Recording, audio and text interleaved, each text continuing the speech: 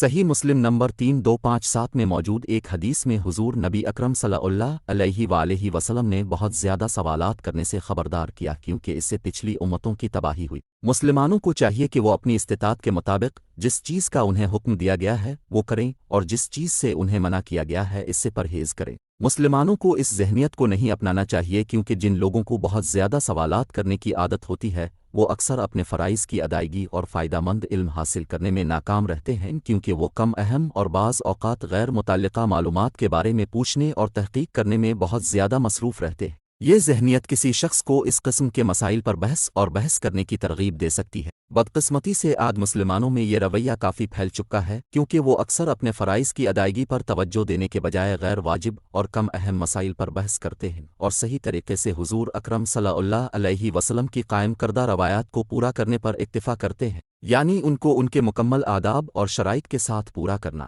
ایک مسلمان کو چاہیے کہ وہ ایسے موضوعات پر تحقیق اور استفسار کرے جو دنیاوی اور دینی دونوں معاملات کے لیے ضروری اور سمجھنے کے لیے ضروری ہیں، ورنہ وہ اس حدیث میں مذکور لوگوں کے نقش قدم پر چلیں گے اور اپنی زندگی کو مزید مشکل میں ڈال دیں گے۔ کسی کے عقیدے کے سلسلے میں مطابقت کا تعین اس بات سے کیا جاتا ہے کہ آیا کچھ سیکھنے سے اللہ تعالیٰ کی مخلصانہ اطاعت میں اضافہ ہوگا۔ اگر ایسا نہیں ہوتا تو پھر انہیں اس علم کی تحقیق اور سیکھنے میں اپنا وقت ضائع نہیں کرنا چاہیے۔ کسی کی دنیاوی زندگی کے سلسلے میں مطابقت کا تعین اس فیصلہ سے کیا جاتا ہے کہ آیا کچھ سیکھنے سے کسی کو اپنے دنیاوی فرائض جیسے کام پر اپنے فرائض کی تکمیل میں مدد ملے گی۔ اگر ایسا نہیں ہوتا تو پھر انہیں اس علم کی تحقیق اور سیکھنے میں اپنا وقت ضائع نہیں کرنا چاہیے۔ آخر میں اس بات کو یقینی بنانا چاہیے کہ وہ بنیادی حدیث میں مذکور ذہنیت سے بچیں، خاص طور پر جب وہ اسلامی تعلیمات کا مطالعہ کرتے ہیں، کیونکہ کوئی شخص آسانی سے اپنی زندگی کے ہر پہلو میں اللہ سبحانہ و تعالیٰ کی اطاعت کا ذریعہ بن سکتا ہے۔ اسلام کا علمی مطالعہ جس کا ان کی زندگی اور طرز عمل پر کوئی عملی اثر نہیں ہوتا،